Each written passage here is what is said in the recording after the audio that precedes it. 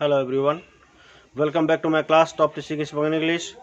दोस्तों, मैं मेरे class top teaching spoken English में आप सभी को दिल से स्वागत करता हूं और मैं चाहता हूं कि आप लोग मेरा ये क्लास के ज़रिए हिंदी के माध्यम से इंग्लिश कैसे सीखा जाता है हम उसके बारे में मैं आप लोगों के लिए कुछ या चंद 12 सेंटेंसेस हम आपके लिए लाए हैं। मैं चाहता हूं कि आप लोग मेरा ये क्लास शुरू से अंत तक देखें। अगर आपको अच्छा लगे तो लाइक ज़रूर कीजिए और अपने दोस्तों के साथ शेयर कीजिए।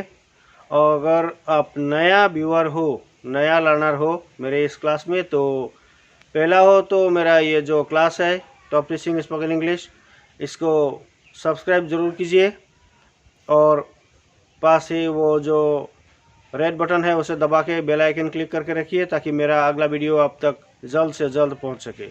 तो दोस्तों, मैं सबसे पहले शुरू करता हूं।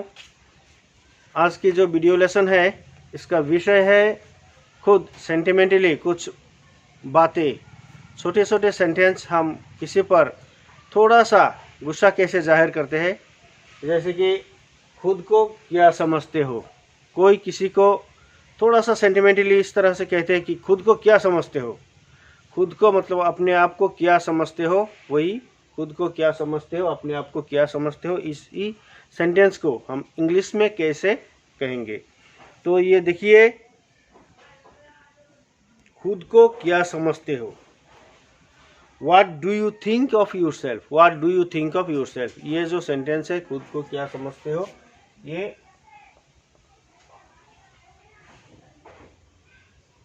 खुद को क्या समझते हो, What do you think?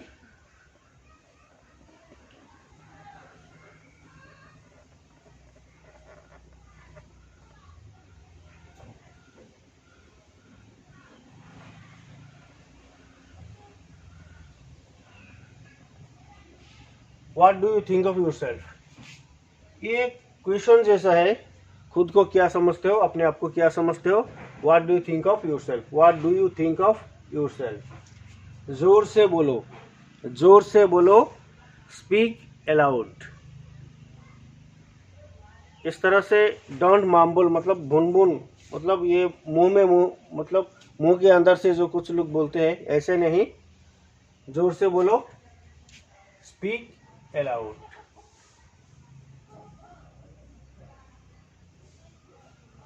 Speak allowed का मतलब होता है जोर से बोलो, आवाज बढ़ा करके, आवाज निकाल के बोलो, स्पीक अलाउड। वादा करो तुम पहले घर पहुंचोगे, वादा करो तुम पहले घर पहुंचोगे। Promise you will come home earlier.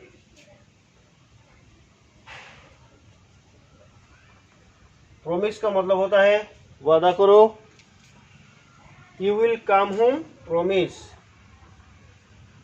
You will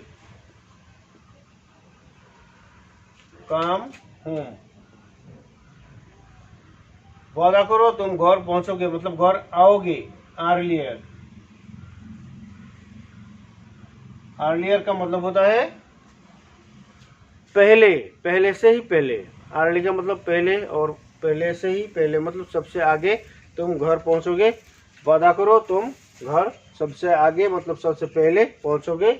promise you will come home earlier, promise you will come home earlier. इसके बाद जो सेंटेंस है, तुम मुझे सिखाने वाला कौन हो, तुम मुझे सिखाने वाला कौन हो। Who are you to teach me, who are you to teach me. तुम मुझे सिखाने वाला कौन हो, इसे इंग्लिश में हम कहेंगे who are you to teach me.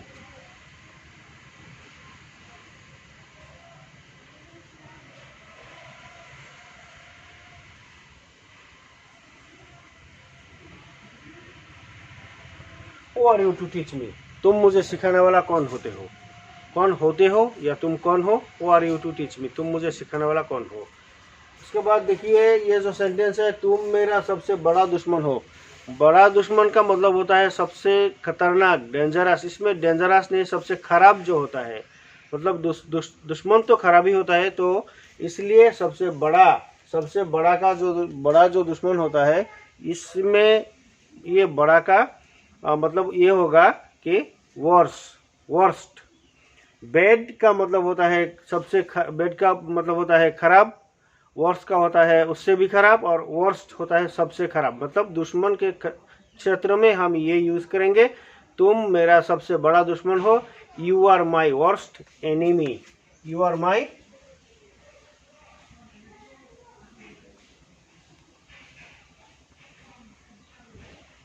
Worst enemy, enemy, you are my worst enemy, enemy, enemy, you are my worst enemy, तुम मेरा सबसे खतरनाक दुश्मन हो, मतलब सबसे बड़ा दुश्मन हो तुम मेरा, इसलिए you are my worst enemy, तुम मेरा सबसे डेंजरस खतरनाक दुश्मन हो।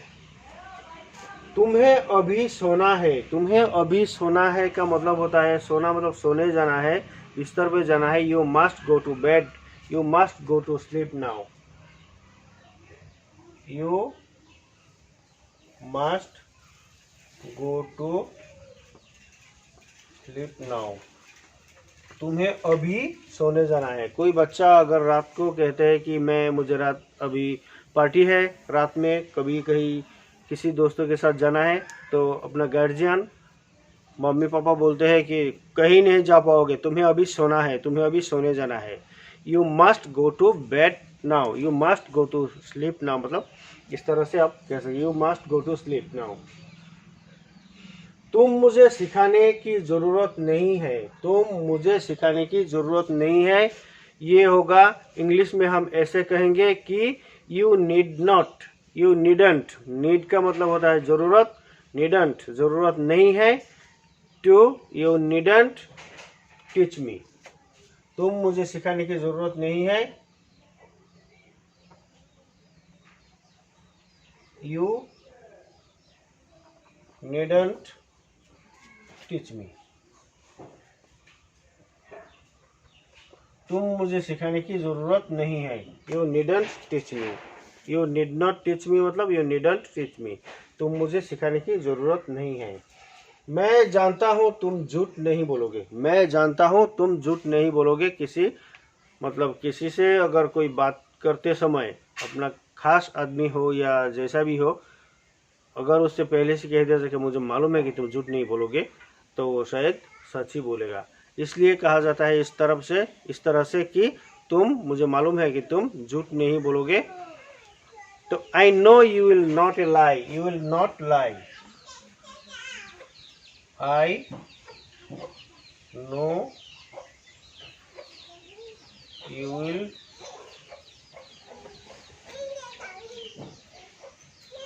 नॉट लाई, लाई का मतलब होता है झूठ बोलना, you will not lie, I know you will not lie, मैं जानता हूँ तुम झूठ नहीं बोलोगे, तुम झूठ नहीं बोला और तुम झूठ नहीं लिखा, विल तो बोलोगे, तुम झूठ नहीं बोलोगे, तुम ये दोबारा नहीं करोगे, तुम ये दोबारा नहीं करोगे, इसका मतलब होगा तुम ये दोबारा नहीं करोगे, you will not do it again, you will not do it again, तुम ये दोबारा नहीं करोगे, you will not do it again, you will not do it again, you will not do it again, तुम ये दोबारा नहीं करोगे। इसके बाद देखिए नंबर 10 का जो सेंटेंस है, ये दोबारा होने ना पाए, ये दोबारा होने ना पाए, it must not happen again, ये दोबारा होने ना पाए, इट मस्ट का मतलब होता है निश्चित, इट मस्ट नॉट निश्चित से नहीं होना, it must not happen, happen का मतलब होना, it must not happen again, ये दोबारा होने ना पाए, it must not happen again, ये दोबारा होने ना पाए। सेंटेंस को हम इंग्लिश में it must not happen again इस तरह से कहेंगे। रात को निकलना ठीक नहीं है, रात को निकलना ठीक नहीं है, it is not right to be out at night, रात को निकलना ठीक नहीं है, मतलब ये रात को निकलने का जो लॉ होता है, रूल होता है, वो रूल ठीक नहीं है, इसलिए राइट यूज़ किया गया है। It is not right to be out at night. It is not right to be out at night. It is not right to be out at night. It is not right to be out at night. रात को निकलना ठीक नहीं है, मतलब रात का समय में घर से निकलना राइट नहीं है, ठीक नहीं है। माँ बहुत ही डरी हुई थी। माँ अक्सर डरती है, डरती नहीं है, घबराती है, तो ये घबराहट होती है। डर का मतलब होता है अफ्राइट, तो इसमें हम ये डर का अफ्राइट यूज़ नहीं करेंगे, इसमें आएगा माँ बहुत ही घबराती थी। माँ को मतलब घबराहट होती थी, तो इसलिए हम इसमें यूज़ करेंगे mother was to worried. Worry का मतलब होता है घबराना। Mother was too worried। माँ बहुत ही घबराई हुई थी, मतलब डरी हुई थी, घबराई हुई थी, सेम मीनिंग है। So friends, I hope this video was mostly helpful for you. If you practice this sentence in your daily life conversation, you can improve your language and you can speak English fluently. So friends, thank you for watching this video.